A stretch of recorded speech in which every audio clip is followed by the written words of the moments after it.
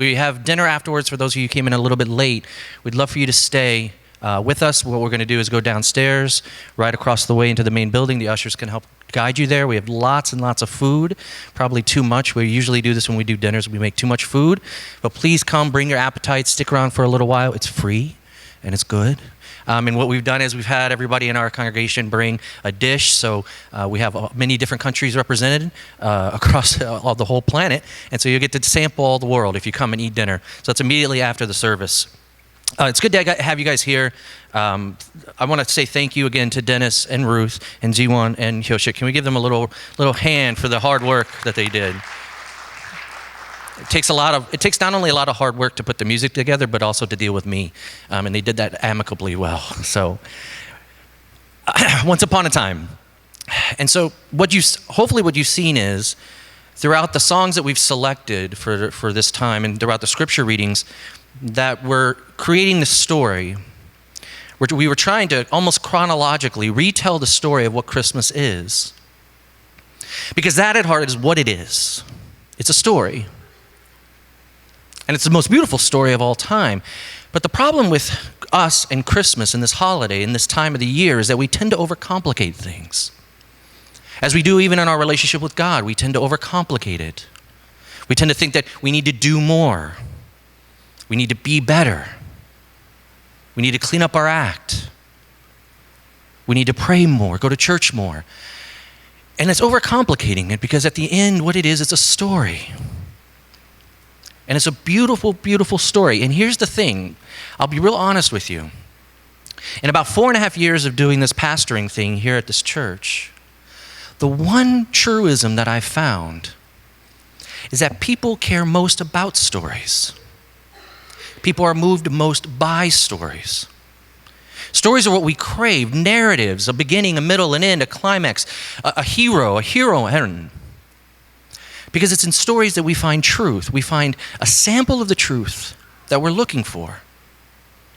Let me give you an example, and I've used this many times. I can say to you, can you sit with me and let's talk about Luke chapter 2?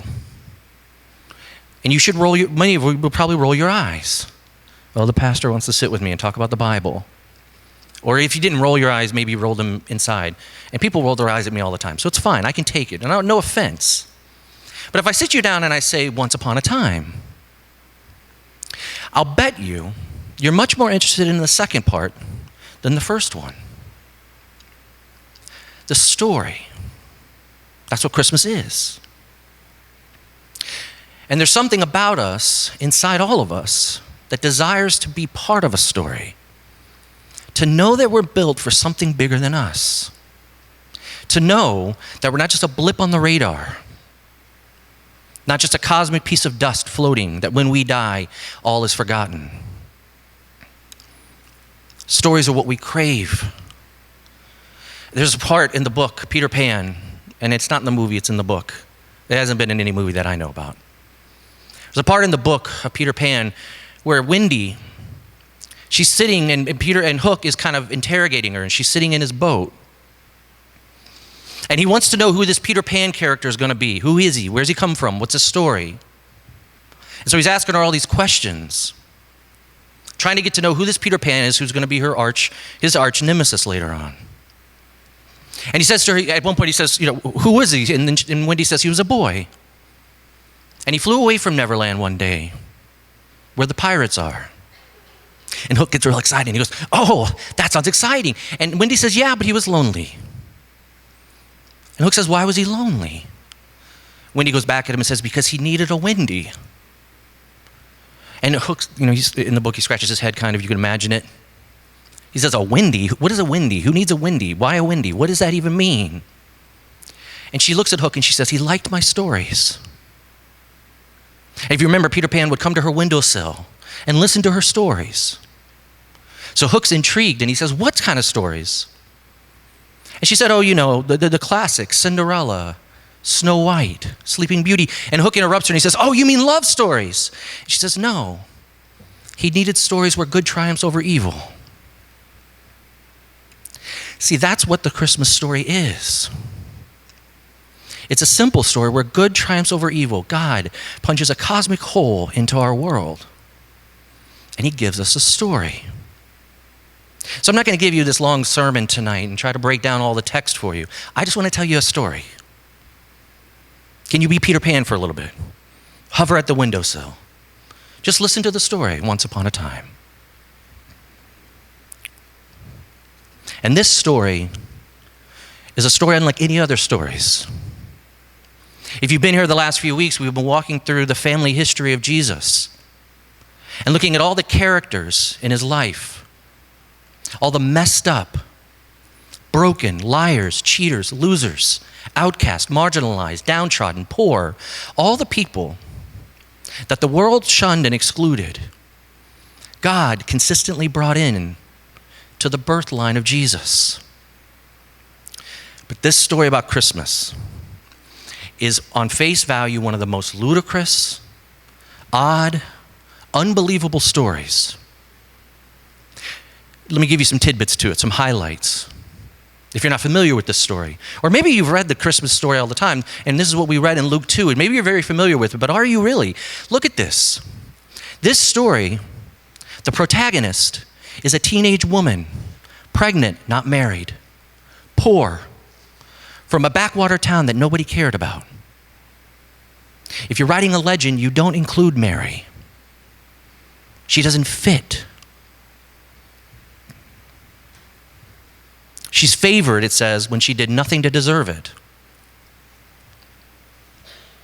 The story goes on, and this is where it gets even a little juicier, a little weirder, honestly. They call them the wise men. These guys, about 1,500 miles away, most likely. They see a star in the sky, and they say, let's follow it. Because, of course, that's the natural reaction that you and I have to stars, right? We see a star, we say, let's go after it. This is the intelligentsia of the world. These are the doctorates, the doctors, the lawyers, the upper class echelon. And when they see this star, they get on a horse, and they get on camels or horses, and they go miles and miles and miles to see this baby. Story gets even better. Because the birth announcement for this baby, the first people who find out about this baby being born are poor, dirty, lower-class shepherds out in the fields. They're the ones that the angels come to. So look at this story. Teenage girl, pregnant, not married, poor, from a bad town. The people who get the birth announcement, they're poor, they're lower class, they're on the outside of society. You got these wise men over here following a star. Who knows where it's going to lead them? This is a story unlike any other story. And the way that I just painted it to you may make you look at that story and say, that's utterly ridiculous. It's unbelievable. Let me get even better with this story. Not only is she pregnant, but she gives birth. She gives birth in a stable. Now here's where the story gets ruined, because if you're like me, you've seen tons of these pictures, these nativity scenes. You see them in front of churches. You see them, in museums. You see them, in the nativity scene. Isn't that a nice scene? You have little Mary. She just gave birth, by the way, but she looks resplendent, which we all know isn't true.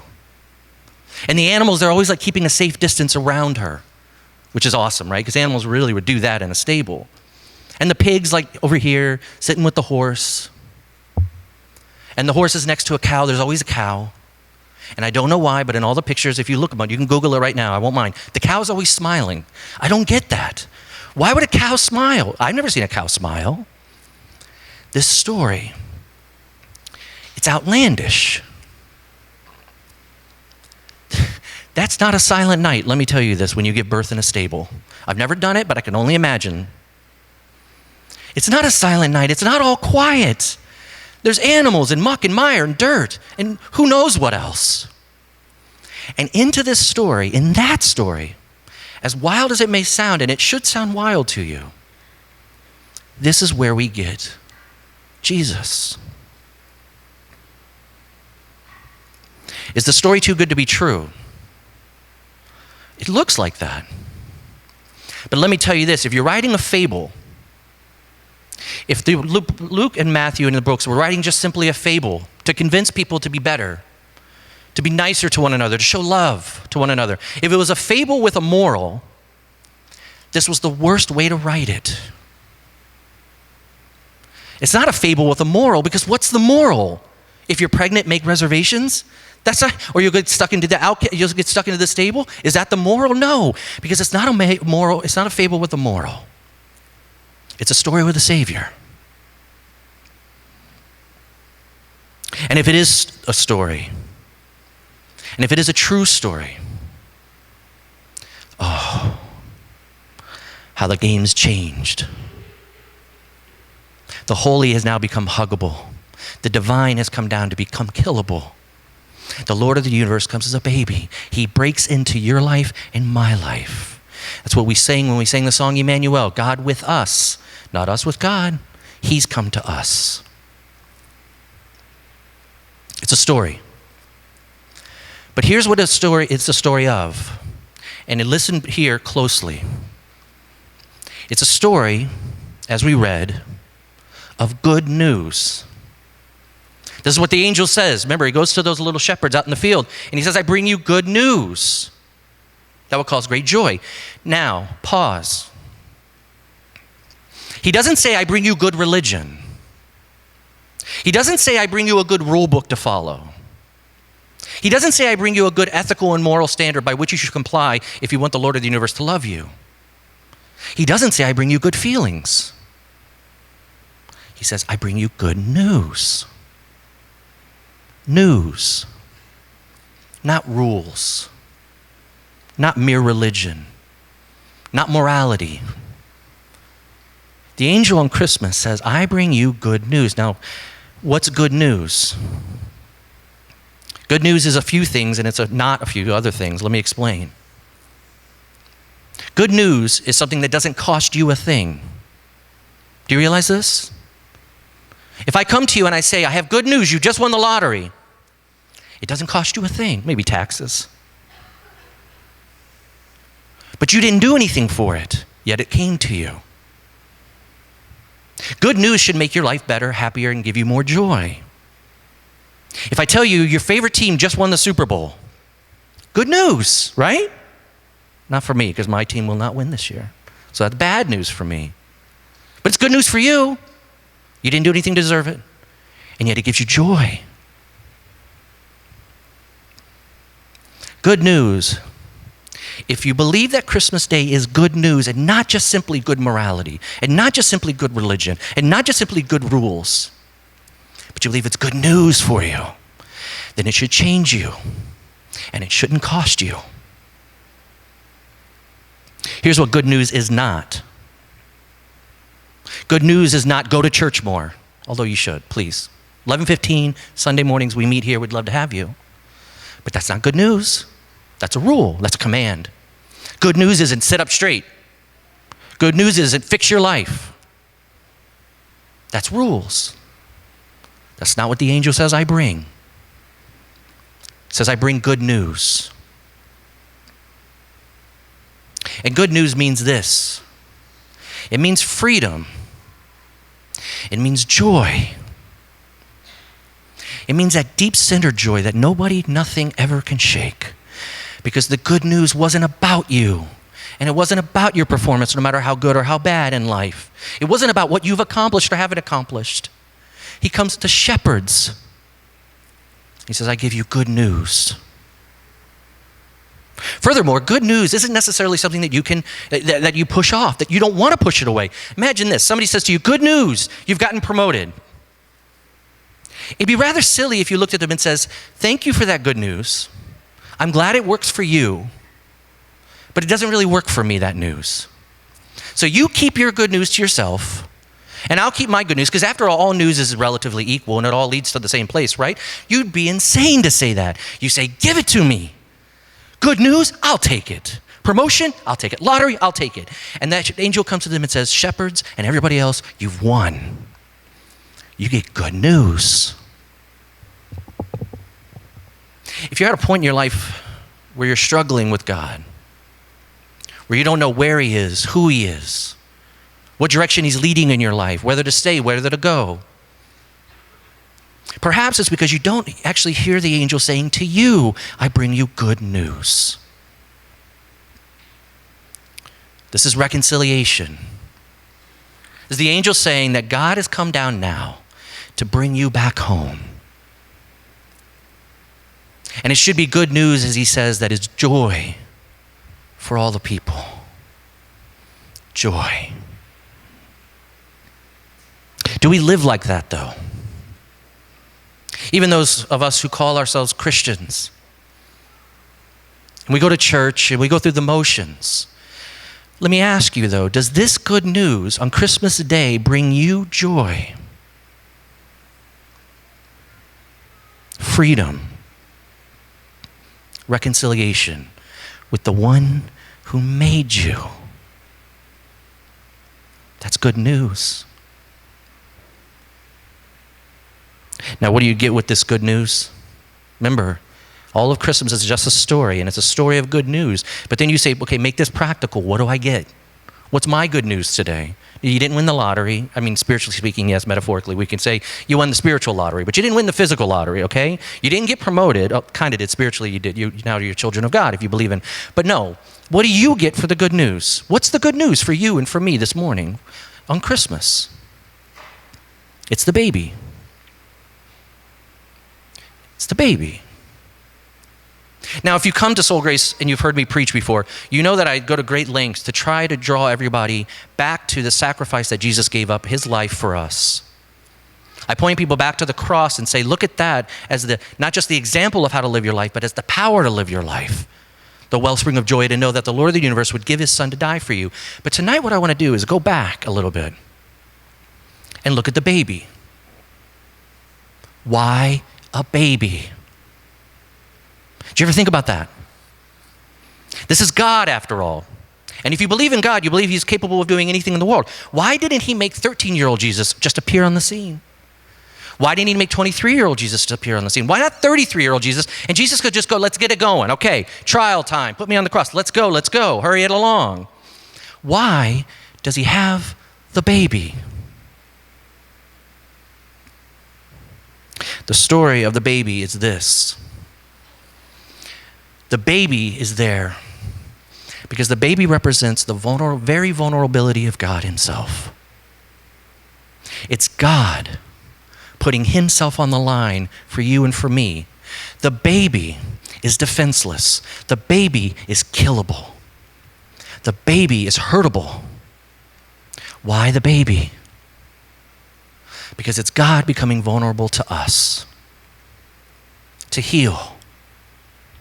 Let me explain what I mean. Here's a practical illustration. And for those of you who are married, this is going to be very easy to apply to your life, unless you have like one of those perfect marriages, which I don't think anybody does here. So let me venture to guess that some of your arguments when you're married, and if you're not married, if you argue with your friends, go something like this. No, you. No, you. No, you. No, you. You're wrong. No, you're wrong. No, you're wrong. Now you're wrong. And it's an endless volley back and forth, is it not? I'm getting some married people smiling a little bit. You know.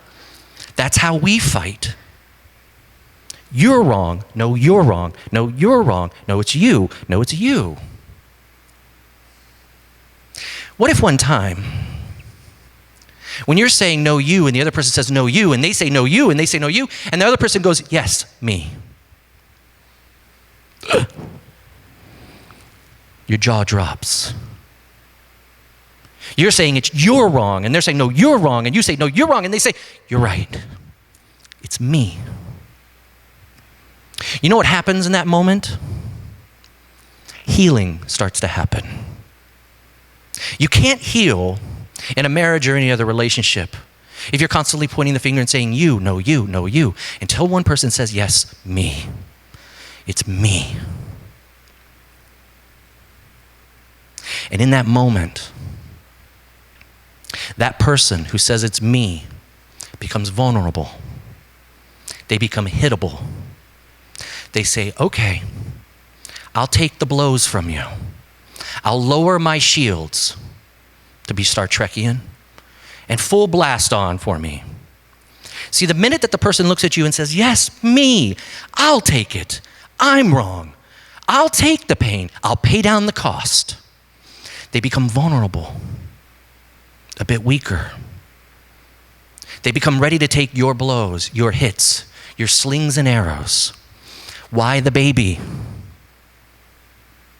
Why the baby? The baby is the ultimate way God looks at you and me and says, okay, me. I'll take it. All the pain you have, all the loneliness and hurt that you feel, all the ways in which you've been wronged, all your brokenness, all your sin. In the cosmic argument between you, me, and God, he looks at you and me on Christmas and he says, okay, me. Hit me. Whip me. Take me. I can take it. That's why there's a baby. It's God looking at you and me and saying, I know, and I'll come, and I'll take it. All the things that you and I deserve, all the punishment, everything gets put on him. Why the baby? Because he doesn't come as a strong, mighty warrior. He comes as a weak, helpless baby who will grow up and then die, be killed. That's the good news. See, if you're at a hard time in your life, and I know some of you are, and I talk to a lot of you guys, we've all been there, where you think God is a million miles away, where you have no idea what he's doing in your life, or even if he cares about your life at all. Maybe you're just extremely lonely. Maybe you're extremely hurt. Maybe you're extremely lost. And you're about to look at God and go, where are you? You promised me. Maybe you're even a little bit afraid of him. Maybe you feel like you failed him. Christmas morning, don't you see in the baby? It's the story that, yes, you did, but he came. What are you afraid of now? Martin Luther wrote about this fancy word in the church we call the incarnation, meaning God, the God King, comes into the baby to rescue you and me. And Luther says this, he starts out by saying, are you afraid of God? Do you not trust him? Okay. He goes on to say, trust him, trust him. Here is the child in whom is salvation. To me, Luther says, there is no greater consolation given to mankind than this, that Christ became a man, a child, a babe, playing in the lap and at the breast of his most gracious mother. Who is there whom this sight would not comfort? Now is overcome the power of sin, death, hell, conscience, and guilt if you come to this gurgling babe and believe that he has come, not to judge you, but to save. You see, if you feel right now that God is distant in your life, that he's absent, maybe you've never known him, maybe you have known him, but you've stopped knowing him for a while. Maybe it's because you think he's too high and far away. Luther's saying maybe you're missing it because he's too close and low for you. He's a gurgling babe. He's ultimate vulnerability. He's the ultimate, yes, me, I'll take it. Give it to me. You get joy. He got death. You get happiness. He lost his life. Why the baby? And so that on Christmas morning, you and I know that indeed this is a God who we can draw near to because he drew near to us. Who doesn't want to hold a baby? I know some of you don't really like babies that much, but come on. If there's a cute gurgling baby, you kind of want to hold him or her. And if I hand you the baby, you're not going to go, nah. I mean, you may think like you're scared, but you kind of want to hold who doesn't want to hold a baby? God says, now here's the baby for you. A gurgling babe brought low. The significance of the babe on Christmas is that God became vulnerable. The holy becomes huggable. The infinite becomes finite. The divine becomes killable. This is unlike any other worldview or faith you're going to see. That God would dare to lower himself. Why the baby? There's a part that I love in the movie The Lord of the Rings where you have Gandalf, and he's just chosen Bilbo Baggins to go on this mission. Most of you know the movie. He's chosen him to go on this mission, and nobody chooses a hobbit. You know, hobbits are small. They're not strong. They don't know what to do in the wilderness. They're completely useless other than smoking pipes and drinking ale, right? Gandalf chooses Bilbo, of all the people, to go on this great mission. And he surrounds him with a fellowship, and there's this wonderful part. I've used this a couple times, and I just love this. Why the baby? There's a part where Galadriel, she's the elder stateswoman of the elves. And she's talking with Gandalf. And she asks the question, she says, Mirthandrir, which is Gandalf's little elvish name. She says, why the halfling? Why him? For this. And Gandalf responds, and he says, Saruman, who's the evil force, he says, Saruman believes that it's only in great power that can hold evil in check. But that's not what I have found. I found it is in the small, everyday deeds of ordinary folks that keep the darkness at bay. Small acts of kindness and love. Why, Bilbo Baggins, he says? It's because I'm afraid, and he gives me courage. Why the baby? Because I'm afraid, but he gives me hope. Rest in that story. Don't overcomplicate it this year. If there's a story that you've never known the true meaning of, tonight's a chance for you to pray about that, to accept it. Why the baby? Because you're afraid, but he gives you hope. Let me pray for you.